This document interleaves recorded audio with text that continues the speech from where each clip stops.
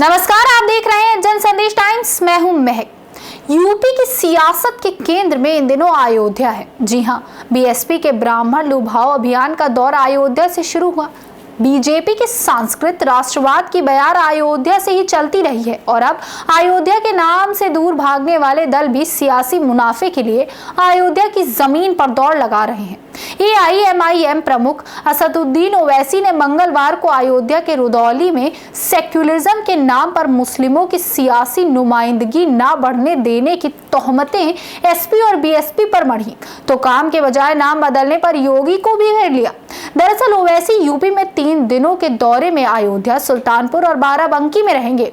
अयोध्या के रुदौली पहुंचे ओवैसी ने 6 दिसंबर को याद करते हुए फैजाबाद नाम को लेकर सरकार को आड़े हाथों लिया। कहा, विकास के काम से ज्यादा जोर तो हुकूमत नाम बदलने पर देती है। उन्होंने कहा कि यूपी में सभी लोगों को अपना हिस्सा मिल गया, लेकिन मुस्लिमों को उनका हक नहीं मिला है, क्योंकि आपने पिछले 60 सालों में सेक्युलरिज्म के झूठे वादों पर कांग्रेस, सपा व बसपा सभी को वोट दिया है, उन्हें नेता बनाया, लेकिन यहाँ पर आपके वोटों की अहमियत नहीं है, आपके आंसुओं की अहमियत नहीं है। आज तक यूपी में मुस्लिम लीडरशिप नहीं बन पाई है। मोदी सरकार का नारा है सबका साथ, सबका विकास, सबका विश्वास, पर ऐसा कुछ यूपी में नजर नहीं आता। वहीं केंद्र सरकार 116 करोड़ रुपए मुस्लिम इलाकों में काम करने के लिए बाबा को देती है, लेकिन बाबा सिर्फ 16 करोड़ रुपए ही खर्च करते हैं। अयोध्या पहुंचने पर असदुद्दीन ओवैसी का सैकड़ों कार्यकर्ताओं ने गर्मजोश के साथ स्वागत भी किया। अयोध्या फैजाबाद को लेकर उठे विवाद पर ओवैसी ने कहा कि अयोध्या भी भारत में है, फैजाबाद भी भारत में है और ओवैसी भी भारत में ही है।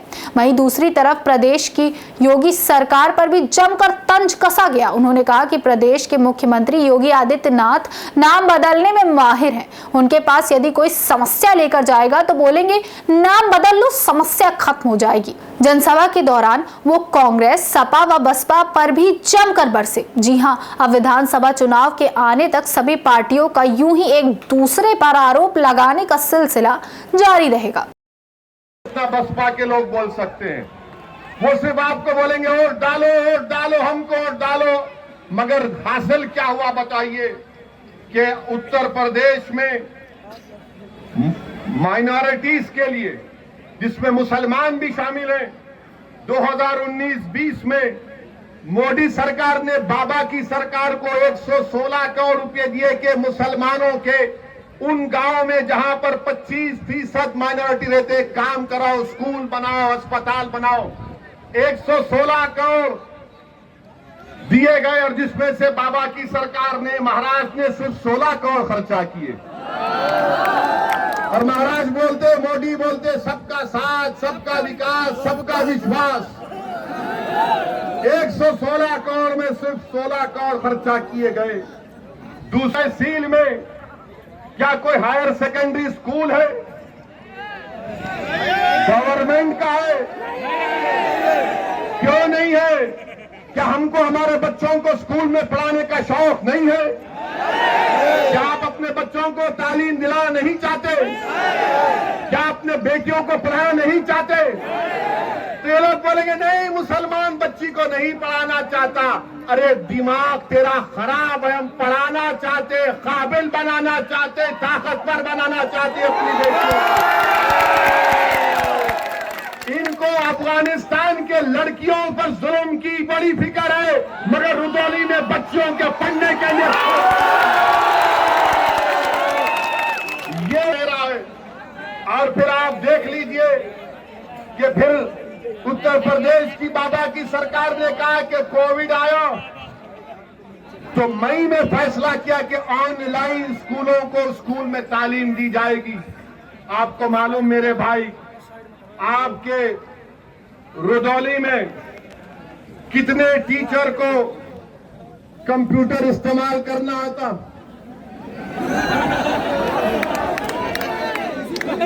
कितनों को आता है? ये हाल यहां पर इस तरह का करके रखिए।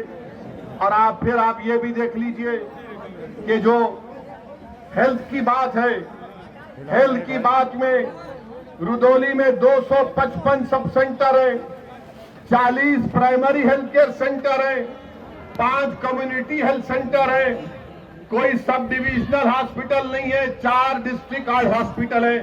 तो योगी आदित्यनाथ की सरकार बनने के बाद कितने आपने खोले बताओ? कितने आपने खोले बताओ? जब आप जवाब दे रहे हैं तो सच्चाई पर पाबंद नहीं होगा। आपको मालूम कि रुधौली में ये जिला अयोध्या का है, यहां पर कितने बच्चे 5 साल की कम उम्र के, जब 5 साल के होते हैं तो स्टंटेड कितने होते हैं, कमजोर कितने होते हैं? 50%।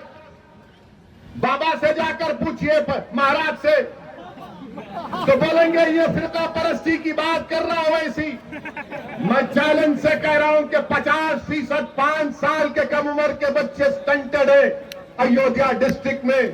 कौन सी हुक्मरानी बीजेपी उत्तर प्रदेश में कर रही?